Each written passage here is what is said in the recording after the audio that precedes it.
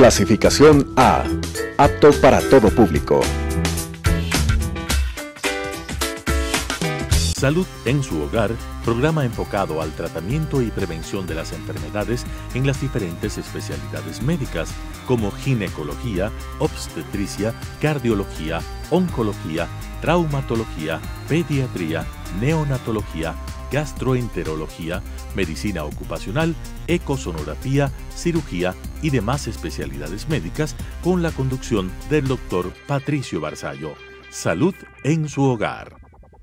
¿Qué tal, amigos? Un gusto nuevamente de estar con ustedes en este su programa de Salud en su hogar. El día de hoy pues tenemos un invitado de excepción, el doctor Guillermo Burbano, médico gastroenterólogo, pues que nos acompaña el día de hoy para conversar sobre un tema también importantísimo, que es el tema relacionado con el síndrome de intestino irritable.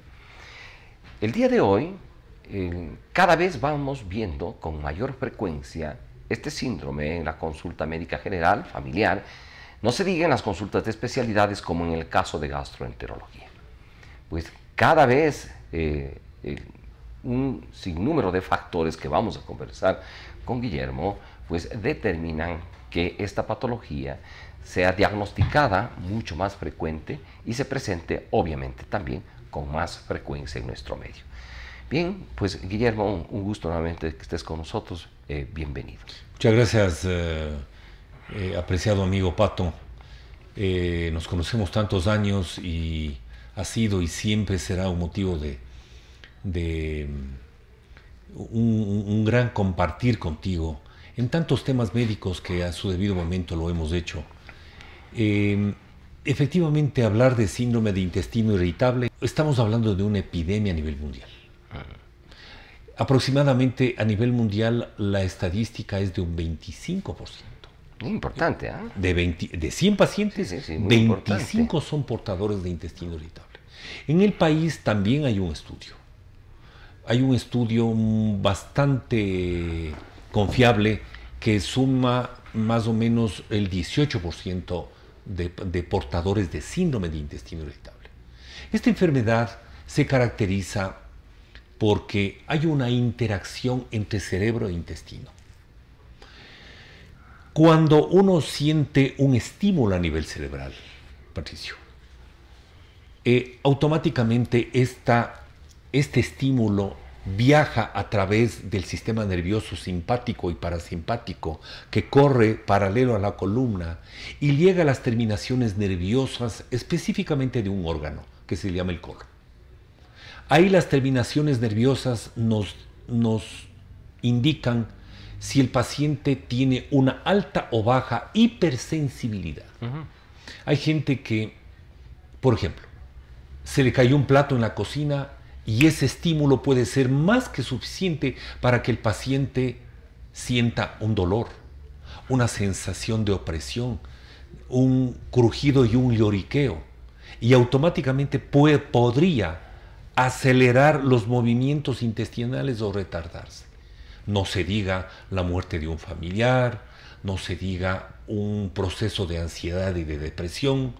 Entonces, ahora el síndrome de intestino irritable de colon ya no es solo, hay una interacción de cerebro directamente al intestino y de ahí surgen una serie de variaciones que podemos seguirlo detallando. ¿Cómo no? Sí, realmente en el ejercicio profesional vemos, y es el comentario general de todos los colegas, que de una o de otra manera pues ha aumentado el diagnóstico y la presencia de estos síntomas. De estos síntomas que realmente están relacionados, como lo manifestabas tú, pues con algunas otras patologías, especialmente la enfermedad del siglo también denominada estrés. La somatización del estrés, ¿no? Tanto el estrés familiar, el estrés laboral, que hoy en día es importantísimo. Sí, son múltiplos de estrés. La falta de recursos económicos, el estrés económico. Y ahora que tenemos estrés hasta en las vías, ¿no? Sí, solo manejar en Quito uno ya está tenso, estresado, angustiado, porque no se sabe si el amigo de la derecha, de la izquierda, el de adelante o el de atrás va a causar alguna mala maniobra y vas a estar envuelto en algún problema, a veces leve o a veces complejo y delicado. Es importante, claro, que va a causar estrés. De todos estos síntomas que hemos estado analizando, ¿la casuística se relaciona más con el estrés o con otro tipo de problemas? Sí, muy buena pregunta. Hay dos factores que lo tenemos perfectamente identificados en nuestra consulta, tanto privada como institucional. El primero, el más importante de todo, es el factor dietético. Definitivamente, incluso yo le coloco superior al estrés. ¿Por qué? Patricio, somos lo que comemos. Y aquí, a nivel de todo el mundo, desde Estados Unidos, pasando por toda Latinoamérica, hasta el Uruguay y la Argentina, por todo lado, habemos personas que tenemos tanta susceptibilidad alimentaria que nuestros movimientos están regidos por lo que comemos. Guillermo, ¿cuáles serían los alimentos que más impacto tienen en este síndrome de intestino irritable? Por ejemplo, en nuestras indicaciones médicas le indicamos al paciente, por favor, evite 5 cosas. ¿Por qué? Porque es un paciente que viene con dolor.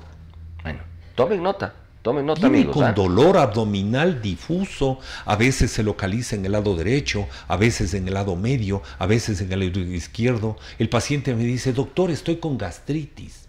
El estómago no duele. Duele la fibra aferente del colon. Entonces, los alimentos que están involucrados, como hemos comentado. Primero, los alimentos ácidos. La fruta ácida.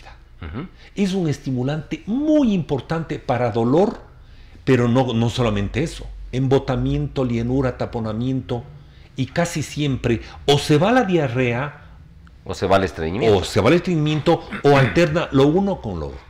Entonces el paciente dice, ¿qué me está pasando? Esa es la gran pregunta. Si yo toda la vida he comido naranja, limón, toronja, mandarina, piña, y no ha pasado nada. Y no ha pasado nada. Y en nada. algún momento dado empieza a presentar el inconveniente. Y he sido gran comedor de menestras con granos secos y ahora tengo embotamiento, llenura, pesantez. Antes comía tostado y antes comía cosas finas y comía exceso de grasa. Nunca me pasaba nada. Ahora las cosas son diferentes.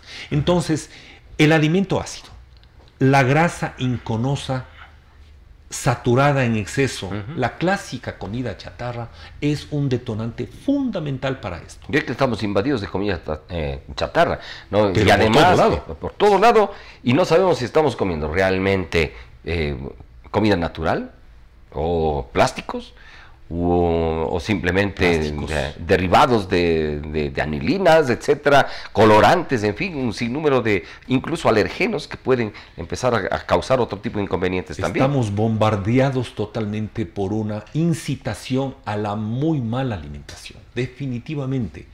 Por eso mencionaba otro tipo de países, porque es lo mismo que ocurre aquí en el país. No sabemos alimentarnos, con excepciones. La gente ha salido de su casa a buscar algo más. Se cansó de la comida tradicional, natural de la casa que tuvimos pues desde nuestra niñez, prácticamente. Así es. A ver, estábamos con ácidos, granos, comida chatarra. Comida chatarra. El cuarto. Algunas hortalizas flatulentas, por ejemplo. Coliflor. Brócoli, coliflor, col, pimientos y pepinillos. Son 5, y obviamente ahí viene un grupo de comida chatarra inmenso, embutidos, enlatados, conservas. Bueno, yo creo que está todo ahí. Perfecto. Bueno, pues ahí tienen ustedes, ¿no? Básicamente estos grandes 5 grupos de alimentos que deberían evitar siempre y cuando tengan este tipo de síntomas, es decir, este tipo de dolor, esta sensación de calambres intestinales, estos episodios de diarrea, estreñimiento, ¿no? que a veces son inespecíficos, debo entender, ¿no? Los gases. Y hay un problema importante dentro de este síndrome de intestino irritable que nos hemos visto abocados a tratar muchas veces, y que es esta sensación, lo que nosotros llamamos el tenesmo. ¿Cómo le podrías explicar de la forma más didáctica a nuestros amigos y amigas? Con mucho gusto. El tenesmo es la consecuencia de un mal funcionamiento del colon.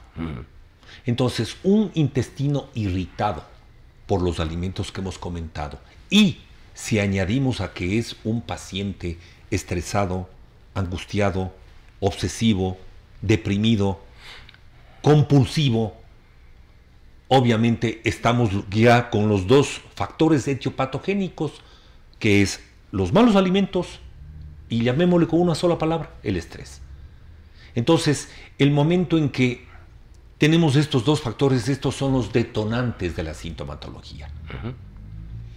Y obviamente pues es un candidato para que en determinado momento ya comience a preocuparse de su enfermedad y piense ir a un médico, a un especialista. Esto es campo netamente del gastroenterólogo, pero yo te había comentado, mi estimado Patricio, que como hay una diferencia de la mujer al hombre de 2 a 3 a 1, obviamente la mujer tiene una mayor predisposición por múltiples motivos y factores.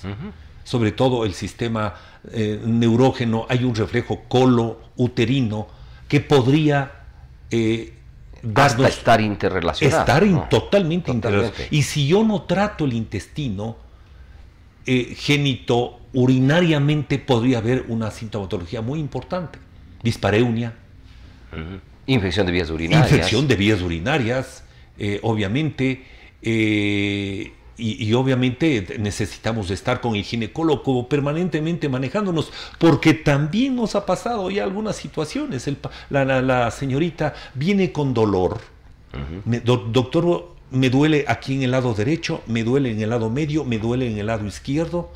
Y el doctor ginecólogo me ha dicho que sacándome el útero, los ovarios y haciéndome un vaciamiento de mi sistema genital, yo voy a mejorar. Totalmente cierto. He tenido pacientes que se hacen la cirugía y obviamente después de la cirugía permanecen los síntomas. Vienen con un dolor de muerte.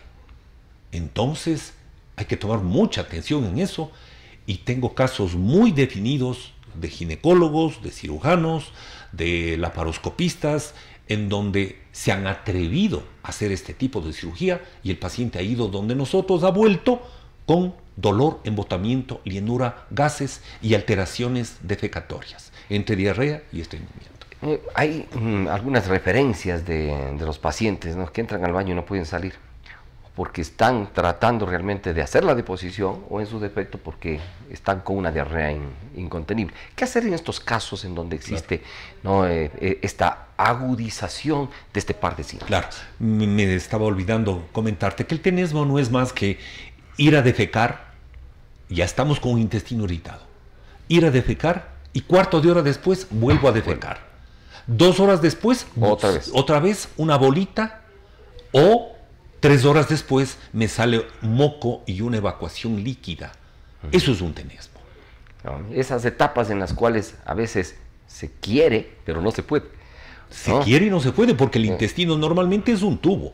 El momento en que se irritó por X y Z motivos, automáticamente este intestino causa un espasmo, una contracción, y eso da dolor. Se llena de gases.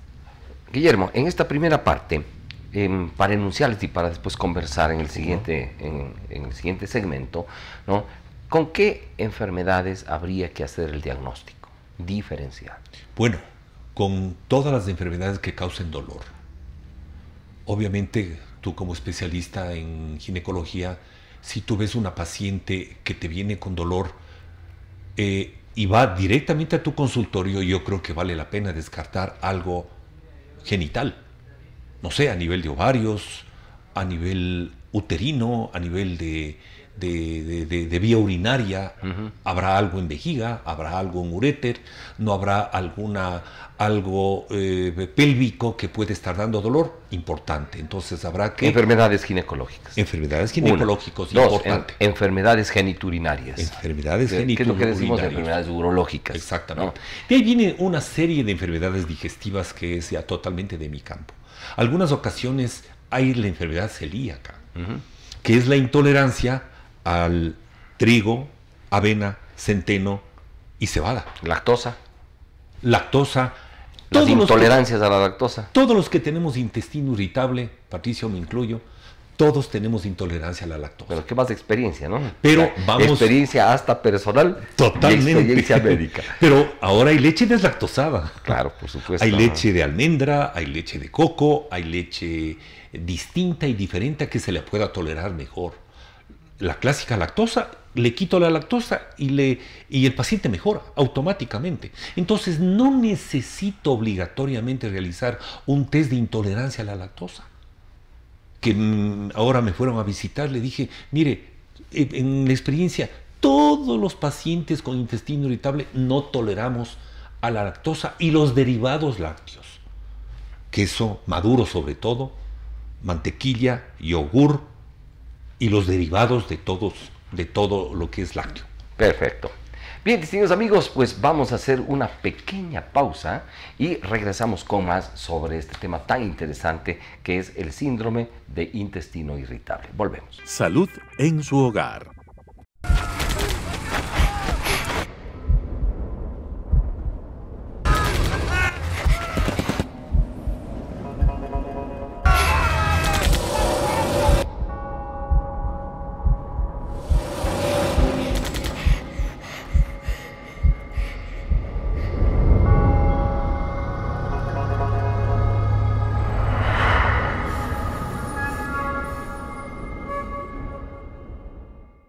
Salud en su hogar. Bien, distinguidos amigos, aquí con una grata conversación con el doctor Guillermo Burbano, médico gastroenterólogo. Ya vamos a participarles los teléfonos también, para que ustedes puedan contactarse si tienen alguna patología gastroenterológica, pues para que puedan hacer sus consultas. Dicho sea de paso, pues este programa pues se transmite los días el miércoles al mediodía. Recuerden, canal 29, Telesucesos, canal 73 en cable. También pueden ustedes acceder a este programa a través del Facebook del canal Telesucesos Quito e indexado Telesalud, que se transmite pues igualmente todos los días miércoles a las 12. Ustedes pueden ingresar en vivo, en directo, a través del Facebook del canal. Y se reprisa los días domingos en un horario realmente interesante para que todos ustedes puedan verlo en familia mientras degustan su almuerzo, etcétera, a las 13:30, ¿no? 1:30 de la tarde. Bien, pues en esta etapa del programa pues vamos a entrar a un segmento de lo que es el diagnóstico. ¿Cómo diagnosticar el síndrome de intestino irritable, Guillermo? ¿Cómo no, Patricio? Bueno, el diagnóstico, al tratarse de una enfermedad funcional, porque ese término es crucial, no estamos hablando de algo orgánico, no estamos hablando de cáncer de colon, no estamos hablando de enfermedad inflamatoria intestinal, que son otros capítulos completamente distintos. No, el diagnóstico se lo hace totalmente por exclusión. Es decir, hay unas escalas ahora. La gente italiana desde el año 99 ha ido clasificando por clínica el intestino irritable. Entonces se reúnen los expertos famosos en el mundo y van siempre a Roma, a Italia. Y hay Roma 1, Roma 2, Roma 3, libros enormes para leer, Roma 4, y ahí nos hemos quedado. Sé que el próximo año van a Roma 5. Entonces, de acuerdo a Roma 4, el diagnóstico es tener un día a la semana, en los últimos 2 meses, los siguientes síntomas: dolor abdominal, sensación de llenura, embotamiento, pesantez, crujido y lloriqueo. Perdón, Guillermo, sí, con todo. ¿Valdría la pena especificar qué tipo de dolor? ¿Cómo es el dolor? Porque es fundamental. Que es importantísimo, porque a veces la gente dice, estoy con colon irritable, ¿no? Estoy con gastritis. Estoy con gastritis, sí. ¿No? La diferenciación para que ustedes tengan muy claro el tipo de dolor. El dolor es una sensación de vacío. Doctor, tengo un bulto aquí, tengo un niño que me está creciendo, dice. Se mueve por todo lado y no es más que un mal peristalsis del intestino. No nos olvidemos que la parte izquierda del colon está fija totalmente al ángulo esplénico y la parte derecha está floja. Entonces es un bamboleo total, y el momento menos que lo piense el paciente, hace esto el intestino y se queda espástico, contracturado totalmente. Ahí viene el dolor.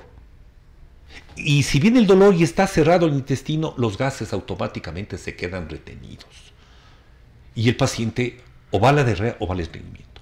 Entonces, el diagnóstico es por exclusión. Ahora, si yo tengo un paciente de 50 años, hago un test de sangre oculta en una muestra de defecación y me sale sangre oculta positivo.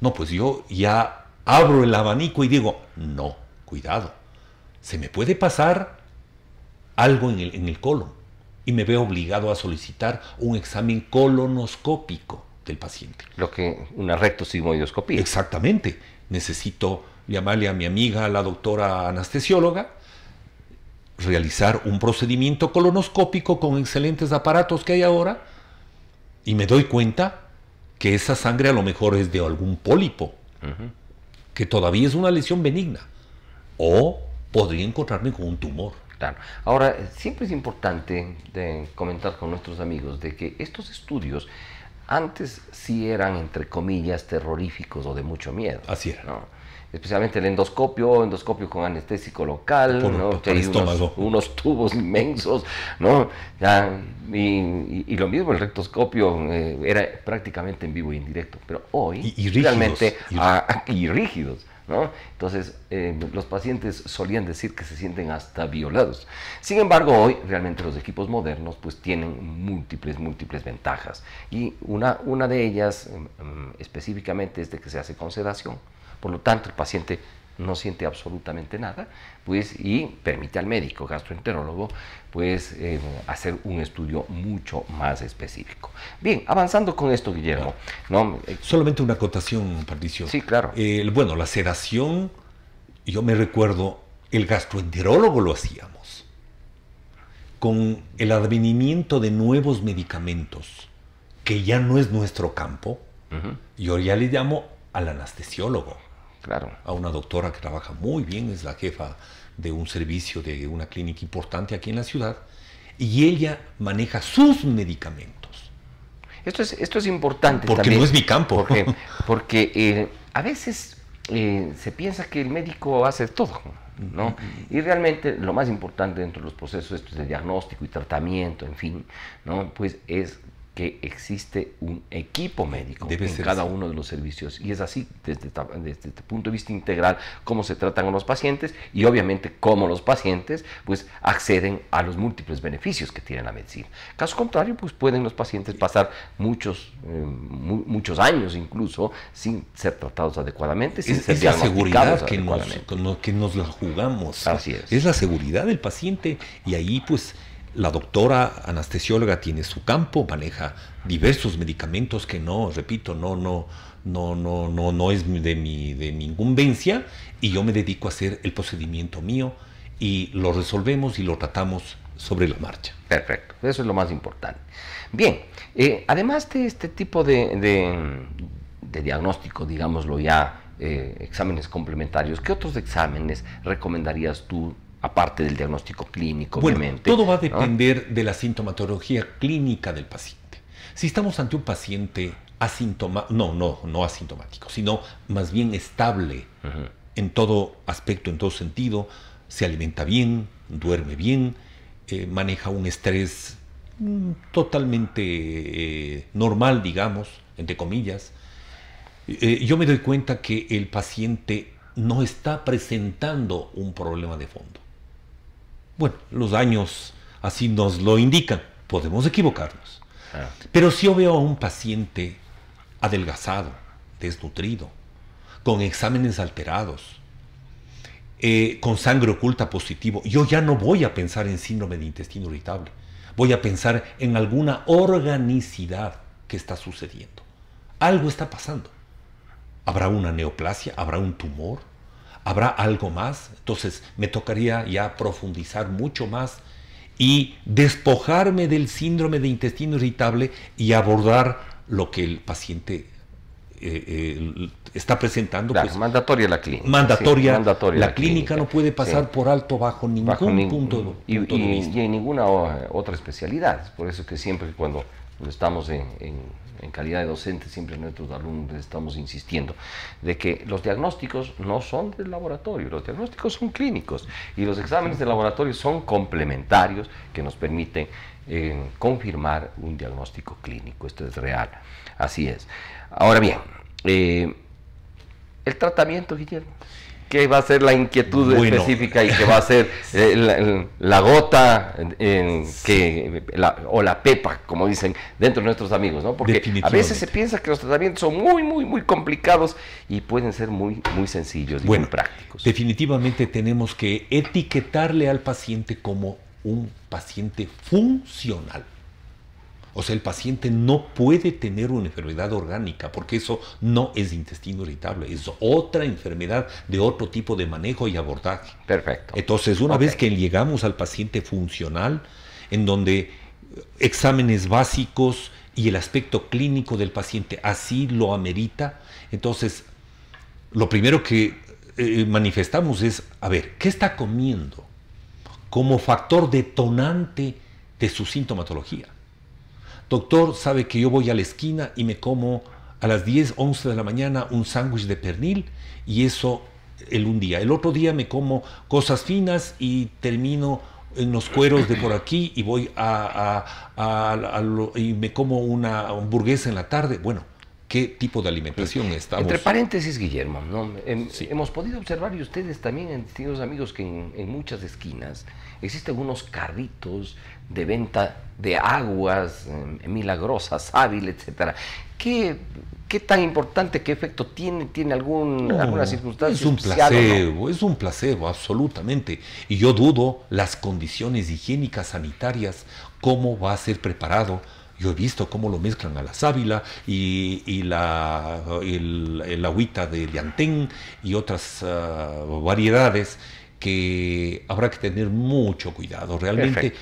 yo veo a mucha gente que hace fila para servirse este tipo de preparación, pero científicamente no podemos aceptar una situación de ese tipo. Perfecto. No, eso clarito. Clarito. Además nos mandamos una miel de este tamaño con alguna otra circunstancia, pobre intestino va a hacer un espasmo y un dolor increíble porque es otro de los detonantes importantes. Entonces tengan en cuenta, ¿no? Primero, la dieta. ¿Qué La va a dieta, dar su fundamental. médico especialista? 2. Bueno, la dieta dependiendo qué es lo que tiene. Si es un estreñido, le voy a dar fibra. No defeca 8 días. Necesita comer verduras, legumbres, hortalizas, granos tiernos y fruta. De preferencia con cáscara. No la ácida, porque le va a caer muy mal. Perfecto. Importante. Si tiene diarrea, el otro lado, ya quito la fibra y le doy una dieta seca. ¿Básicamente a qué? A lo más sencillo, que es carbohidrato, papita cocida, arroz totalmente sin grasa, tallarines totalmente secos, es decir, fraccionamos los alimentos y este paciente tiene que tener una dieta seca, así se llama. Perfecto. Y como el tiempo es bárbaro de intervención, faltan los medicamentos, Guillermo, para cerrar el programa. Por supuesto. Los medicamentos. Hay un estudio en 2 minutitos en donde se comparó los miorelajantes o espasmolíticos tan comunes en el medio. Hay múltiples, bromuro de pinaverio, bromuro de otilonio, mebeverina, la misma butiliosina, en fin, en donde había una diferencia apenas de un 10% con el placebo. Con el miorelajante tenemos una mejoría de dolor, embotamiento y mejoría de las heces en un 85%. El placebo te mejora el 68%. No hay mucha diferencia. Claro. No hay mucha diferencia. Entonces, yo le podría poner en una capsulita un poquito de talquito y a lo mejor el paciente mejora. Eso es un placebo. Pero el medicamento miorelajante, llevado entre 8 y 12 semanas, es un medicamento magnífico que va a abrir el intestino y el paciente mejora el dolor. Perfecto. A veces necesito un antiespumante que me absorba la cantidad de gas que tiene este paciente, y en otras ocasiones también necesito darle algo más para el estómago, porque no te olvides, Patricio, hay reflejo también gastrocólico. Si yo no le mejoro al intestino, el ácido se queda estancado en el estómago y el paciente va a tener reflujo y acidez. Entonces podría ser necesario darle también un inhibidor de bomba de protones, de los tantos que hay, del tipo omeprazol. Perfecto. Entonces el tratamiento es totalmente integral. Integral, amplio, ¿no? Pero si hay ansiedad y depresión, ahí sí, bueno, el gastroenterólogo actual, Patricio, mejorar el clima laboral. sí, No, mejorar la interrelación personal. Totalmente. La interrelación en casa, la interrelación con los hijos, etcétera, etcétera, cae en el campo hasta del psicólogo. totalmente. Totalmente. Bien, muchas gracias, Guillermo, por acompañarnos. Recuerden, el día de hoy hemos estado con el doctor Guillermo Urbano tratando este tema del síndrome de intestino irritable. El doctor Urbano es especialista en gastroenterología, con especialidades en la Universidad Autónoma de México, en el Hospital Hermanos Almejeiras de La Habana, en el Hospital San Borja Arriarán de Chile, ¿no? Y los teléfonos para que ustedes tomen nota de el doctor. El teléfono es el 3490-859. También pueden contactarse a través del 2550-677, ¿no? Y del teléfono celular 099-444-145. 099-444-145. Falta un 9. ¿Ah? Falta un 9. Pónganle un 9, distinguidos amigos, ahí, ¿no? Bien, un agradecimiento especial a Guillermo, A la ¿no? orden, A ustedes igualmente. Pues un abrazo y estamos en contacto en el próximo programa. Hasta entonces.